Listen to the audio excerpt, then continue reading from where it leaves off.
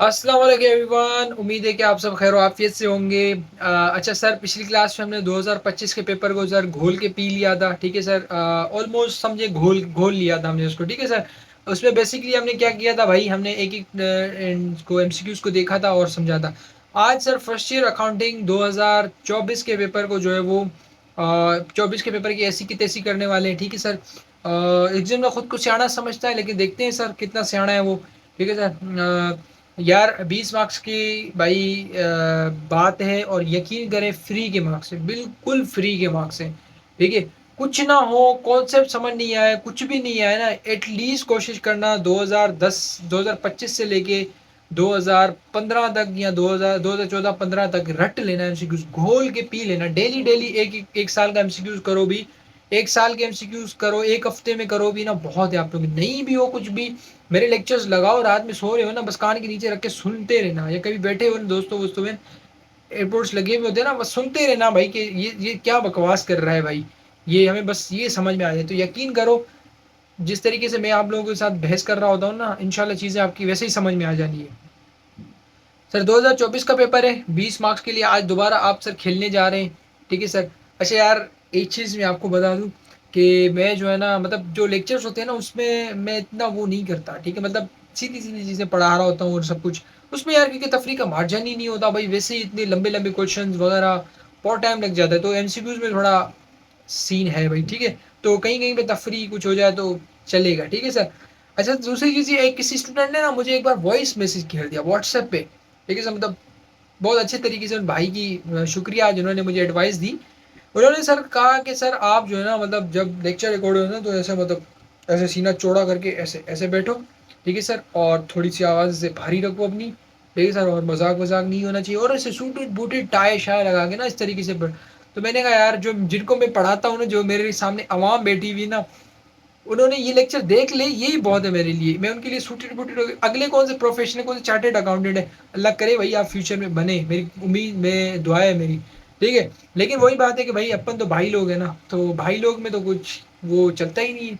ठीक है सर, तो ये चीज़ है भाई। यकीन करो भाई, मेरे भी टीचर जो अकाउंटिंग के टीचर थे ना, हमने उनका भाई रखा था नाम, भाई। ठीक है, तो हम उनको बोलते ही भाई थे। सर तो बहुत कम बोलते थे, हम उनका भाई बोलते थे। आज भी जब भी मिलते हैं, भाई क्या हाल है, भाई खैरियत। तो इस तरीके से हम भाई उनसे झुक के मिलते हैं। तो अकाउंटिंग में मेरे ख्याल से यार, ये सीरियस नहीं होना पड़ता अकाउंटिंग में, क्योंकि एग्जाम्पल्स ऐसी देनी पड़ती हैं, धंधा कारोबार बिजनेस, सुपारी दे दी इसको, ये कर दिया इसको, वो कर दिया, तो इस तरीके की चीज़ें होती हैं भाई, तो मुश्किल है। ठीक है सर, सॉरी सर, माजरत के साथ हम तो नहीं होंगे भाई। अच्छा सर, पहले एमसीक्यू में कहता है this is a merchandising business. अब मर्चेंडाइजिंग बिजनेस कौन सा होता है? मर्चेंडाइजिंग बिजनेस वो होता है जिसमें आप बनी बनाई चीजें लो और बनी बनाई चीजें बेचो। ठीक है सर। तो स्टेट एजेंसी सर, इसमें तो मतलब इसमें तो आपकी कोई चीज़ वो है ही नहीं ना, ये तो आप ब्रोकरेज कर रहे होते हैं ना स्टेट एजेंसी में, आप बनी बनाई चीज़ें इसमें कुछ वो नहीं कर रहे होते। ठीक है, इसमें आप बना के भी बेच रहे होते हैं चीज़ें, काफ़ी बार घर बना के भी बेच रहे होते हैं, तो ये नहीं आ गया। Beauty parlour sir, beauty parlour sir, बाजीज। ठीक है, नाराज नहीं होना भाई बाजीज। तो बाजीज का ये क्या होता है, वो क्या कहते हैं, मॉडिफिकेशन। हाँ, गाड़ियों का जैसे मॉडिफिकेशन होता है ना, तो ये मॉडिफिकेशन सेंटर होता है भाई ये। ठीक है सर, तो जाता कुछ और है, निकलता कुछ और है। ठीक है सर, फिर कहता है मोटर वर्कशॉप सर, ये भी नहीं है। तो सर मेडिकल स्टोर, हाँ सर, मेडिसिन बनी बनाई आप लेते हो और बनी बनाई आप देते हो, उसको कोई बना के तीसरा फार्मूला नहीं बनाते आप कि हाँ भाई ये पेनाडोल है, और ये इसमें जो है ना, इसमें कौन सी पेनाडोल एक्स्ट्रा, ये दो पेनाडोल मिक्स हो गई, तो लो भाई ये आपकी जो है ना, आपकी आपको खूबसूरती के लिए दवाई बन गई आपकी, तो भाई सर दर्द वाली खूबसूरती कैसी देगी हमें? ठीक है, तो ये नहीं होता भाई यहाँ पे। अच्छा सर, दूसरे पे आता है sir, Contra entry is recorded in, sir ये देखो पिछले साल वाला रिपीट हो गया भाई। ठीक है सर, तो अगर समझाओ, अगर आपने सिर्फ सुन लिया होता भी ना, तो ये देखो एक मार्क्स आपका यहाँ पे फ्री का मिल गया है आपको। फिर कहता है तीसरे में, the account normally have credit balance except. अब ये पिछली बार वाला ही पूछ लिया उसने, कहा भाई नॉर्मल बैलेंस, तो सर सेल्स का तो नॉर्मल बैलेंस क्रेडिट होता है, ये तो होता है भाई। बैंक लोन सर, ये तो लाइबिलिटी है, लाइबिलिटी का भी सर होता है, बिल्कुल सर क्रेडिट साइड पे आता है। अकाउंट्स पेबल सर, ये दोबारा उसने लाइबिलिटी दे दी, और अकाउंट पेबल आपको गोल्डन रूल्स में मैंने बताया था कि लाइबिलिटी है। चलो इसके साथ यार गोल्डन रूल्स को भाड़ में डालो, नहीं भी समझ में आता ना, एंट्री बना लेना। बस सेल्स, सेल्स की एंट्री क्या बनती है? Account receivables debit, sales credit, ये बनती है, तो यहाँ पे तो सेल्स क्रेडिट पे आ गया। ठीक है सर, अकाउंट पेबल आपका क्रेडिट साइड पे आता है, तो वो भी सर निकल गया। तो सर लास्ट में सेल्स रिटर्न बच गया, क्योंकि सेल्स आपकी इनकम होती है। अब सेल्स रिटर्न की अगर मैं बनाऊं तो सेल्स रिटर्न डेबिट और अकाउंट रिसीवेबल क्रेडिट। तो सेल्स रिटर्न डेबिट पे आ गया, तो भाई इसका नॉर्मल बैलेंस क्रेडिट साइड पे नहीं, इसका डेबिट साइड पे आता है, तो ये वाला भाई ठीक है। फिर कहता है excess of assets over capital is, ठीक है सर। अब ये ना यकीन करो यार, मैंने इस एमसीक्यूज को गूगल भी किया, ठीक है, कि भाई इसमें गूगल कहता है भाई ये कहाँ से तू निकाल के लाया है, ये मतलब कोई सेंस ही नहीं बनती इसमें। जो थोड़ी बहुत गूगल ने बताई सेंस बनती है, और मेरे हिसाब से जो सेंस बनती है उसने ये बताया कि भाई यहाँ पे एग्जामिनर बेगम से लड़के आया था, तो उसको कुछ समझ में नहीं आ रही थी कि मैं क्या करूँ, किस तरीके से अब ये गुस्सा निकालूं बच्चों पे, तो उसने बना दिया, ठीक है सर।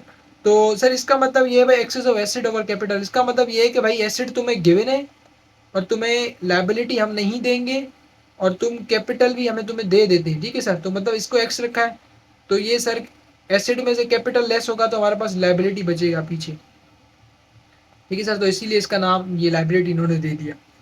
पांचवें पे आता है this account is usually has a debit balance. अब किसका डेबिट बैलेंस होता है, तो सर इसने सीधा सीधा परचेजेस बता दिया, तो परचेजेस एक्सपेंस होता है, एक्सपेंस का नॉर्मल बैलेंस डेबिट साइड पे आता है। सर नहीं समझ में आया मुझे, तो सर एंट्री बना लें, purchases debit, accounts payable credit, तो ये खुद ही डेबिट साइड पे आ गया। फिर कहता है commission receive but not yet earned. अभी ये दोबारा रिपीट हो गया भाई पिछली बार वाला, ठीक है सर।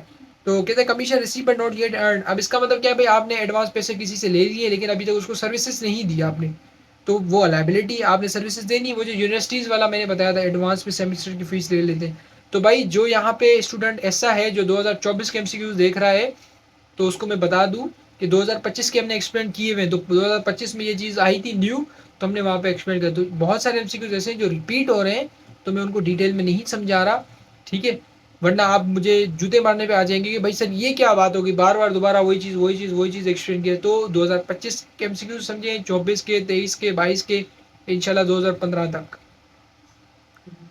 ठीक है सर। साथ पे आते कहता है all the examples of fixed asset except. अब ऊपर उसने पिछले साल पूछा था कि कौन से करंट एसेट्स हैं, ठीक है सर, और कौन सा करंट एसेट नहीं है, उसने ये पूछा था, और वहाँ पे मैंने ये भी बताया था कि भाई वो फिक्स एसेट भी पूछ सकता है। तो सर यहाँ पे कह रहा है all example fixed asset except, कि कौन सा नहीं है फिक्स एसेट, कौन सा नहीं है। तो सर बिल्डिंग, ये तो फिक्स एसेट है। व्हीकल मीन्स गाड़ी वगैरह वो भी है, इक्विपमेंट्स भी है सर, ऑफिस सप्लाईज, ये सप्लाईज हमारे पास ये करंट एसेट होती है, तो ये हमारे पास नहीं है। This account is irrelevant for cost of good sold, ठीक है सर। कहते हैं cost of good sold, cost cost cost of good sold निकालने के लिए हम क्या करते हैं भाई, हम परचेसेस लेते हैं, परचेसेस में हम ट्रांसपोर्टेशन चार्जेस जिसको कैरेज इन्वेंट करते हैं वो ऐड करते हैं, ठीक है सर। इन्वेंट्री वहाँ पे ऐड आती है, तो ये सेल्स रिटर्न है ना, ये हमारे काम का नहीं होता भाई, क्योंकि हम वहाँ पे नेट परचेसेस लेते हैं। सेल्स सबसे ऊपर आ जाती है हमारे पास, सबसे पहले सेल्स आती है, फिर उसमें हम जो है वो ऐड करते हैं नेट परचेजेस, ठीक है सर। ये इनकम स्टेटमेंट में हमने देखा हुआ है। तो सेल्स तो ऊपर चली गई ना, ये सेल्स रिटर्न उसमें से लेस होके यहाँ पे नेट सेल्स आती है, तो ये तो ठीक है, इसने कुछ और ही बता दिया भाई हमें। फिर सर कहता है bank statement does not show. Bank statement क्या चीज़ नहीं करती, ये बैंक रिकॉन्सिलेशन स्टेटमेंट का लिया हुआ है भाई।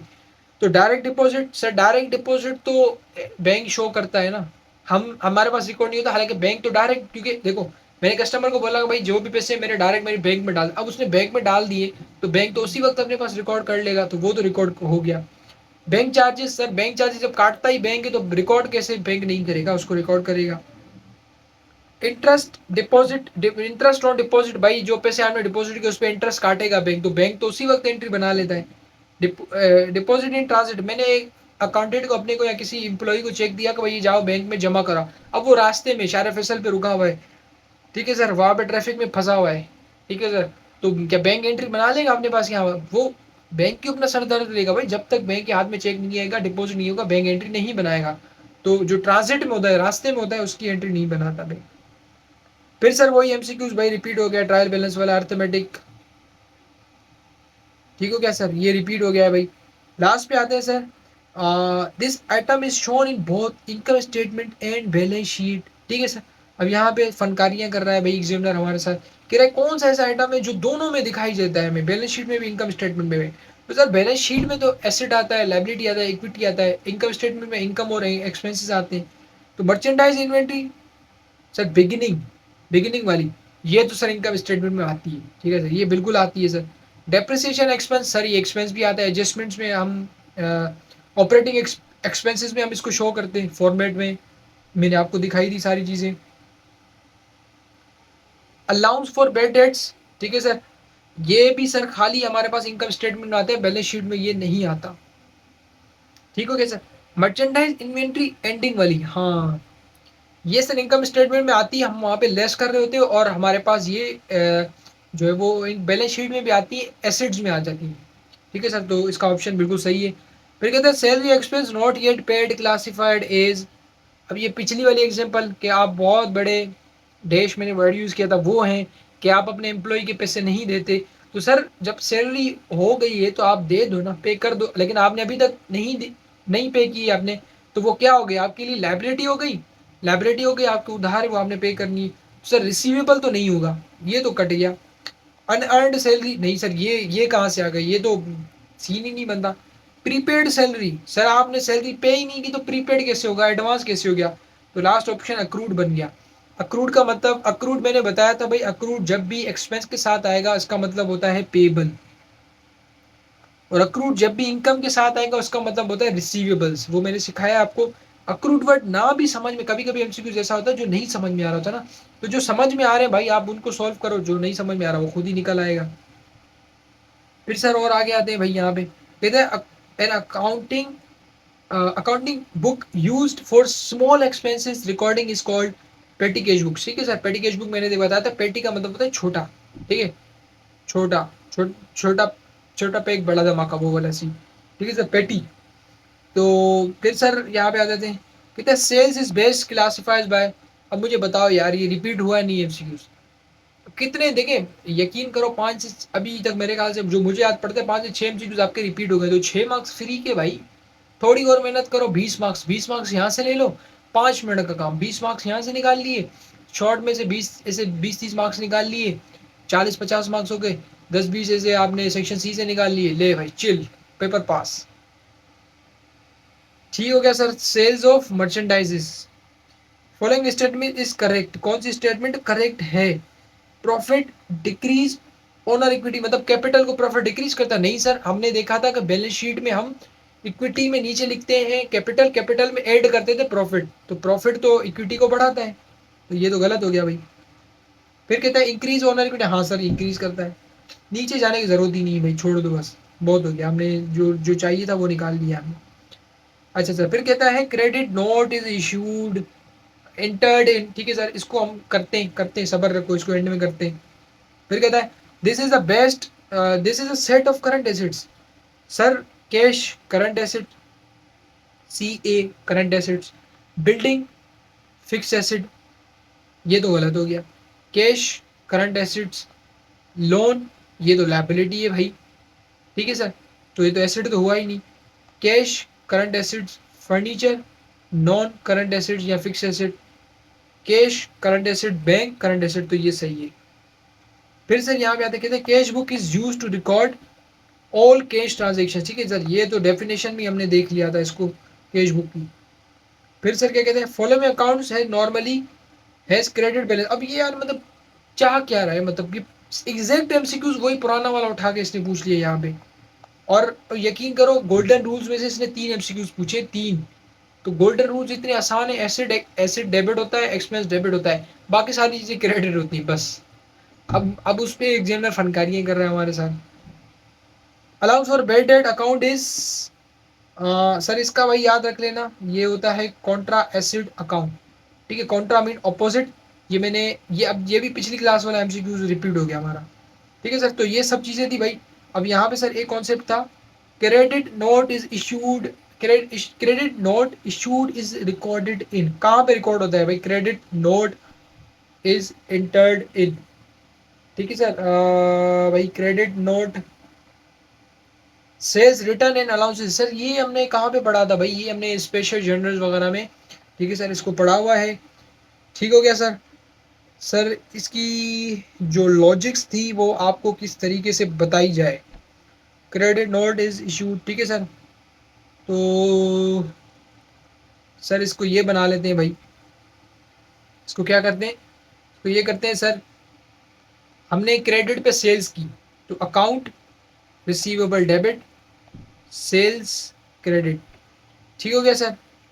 फिर सर हमने सेल्स रिटर्न, ठीक है, सेल्स रिटर्न हो गई तो सेल्स रिटर्न और अकाउंट रिसीवेबल क्रेडिट आ गया, ठीक हो गया सर।